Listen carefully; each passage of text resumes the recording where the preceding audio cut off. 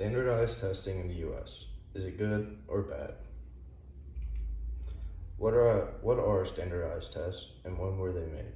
Standardized tests can be dated back to before the 1800s, or about the 1800s, I should rather say.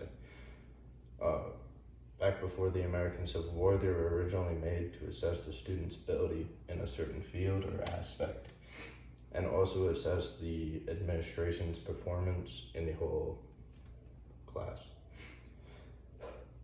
Standardized tests were used to make local decisions within the school based on administration on whether a teacher needed to depart or whether they needed to be trained better, whatever it is. After the American Civil War in 1890, the Harvard president, Charles William Eliot, first thought to have a standardized test for colleges that would have a standard baseline, one that would be accepted everywhere and not just individual tests that are offered by the select college or university.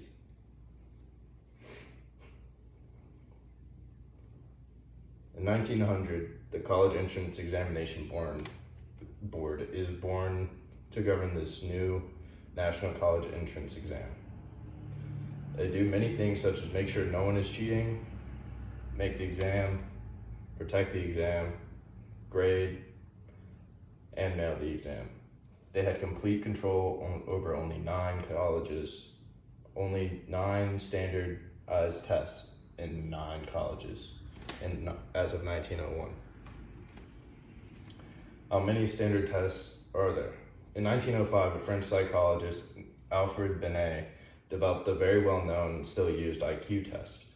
The IQ test can be developed to determine a person's mental ability and their mental ability to use parts of their brain. During World War I, the U.S. implemented aptitude test named the Army Mental Test. The Army Mental Test places those who enlisted into categories and then selects them for jobs based on whatever they qualified for based on their score. This is still used today for the ASVAB, and I've taken the ASVAB, and it covers everything from engineering to math to history to English. It's just a very broad test that seems like it doesn't make a lot of sense at the time, but the government uses it to place you where they need you to be. By 1932, there are more than 7,000 standardized tests, most of which are directed at the student populace. Some of those tests are eventually put into busy cities to ensure a certain level of aptitude before being hired. If you didn't qualify or meet the standard, then you were simply flushed back out. It is now required by the federal government that an individual take approximately 112 standardized tests between the years of pre-K all the way up to senior year in high school. What has changed since 1900? A standardized test has not really changed from back in the 1900s. The only difference are those that came with advances in technology, science, math, and history. Big change for the standardized test was the automation industry. Now it has machines that go through bubble fill-in sheets in minutes, allowing tests to be graded much quicker and results sent back in days. This allows for colleges to evaluate a individual more freely, not based on their aptitude, but more on their ability and their dreams or their aspirations. A big change for the standardized test was this allows for colleges to accept thousands on thousands of applicants and sort them more on a personal level of aptitude tests, which just gives the college more of a feel about who's going to be joining their community come the fall.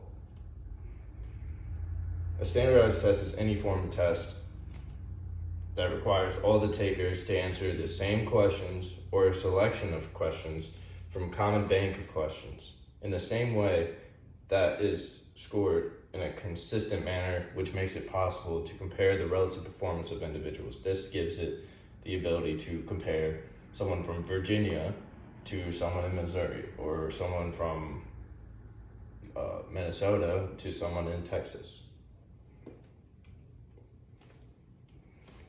Why we trust them.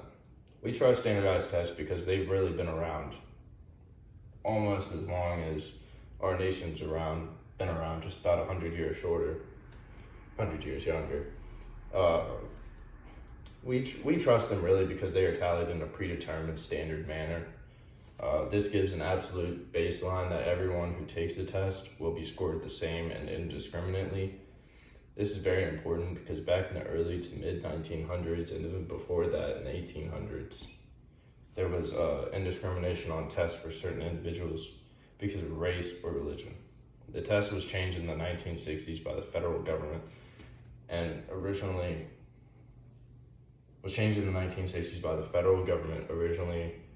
to evaluate the schools, but quickly changed to evaluate the students. Standardized tests are also taken in a secure environment with no possible ways of cheating. To ensure that every student is being honest, there are supervisors put into the rooms with the test to make sure that there are no possible rules being broken to help an individual get an advantage over another. This ensures that every student from all 50 states has the same opportunity to move up in the world that everyone else does. Standardized tests are also taken in a secure. The first SAT was officially administered in 1926. It was known as the Scholastic Aptitude Test, or SAT for short. The SAT was $5 at the time, which is really expensive, around 1926, right around the Great Depression. And around 1935, electronic process data brings down the cost to 50 cents, which brings it more to a wide populace that gives everyone the ability to take it and get graded, and if they choose to. The introduction of IBM 805, the electronic computing assistant, allowed for the SAT grading system, and the test-taking system remained relatively unchanged until 2005.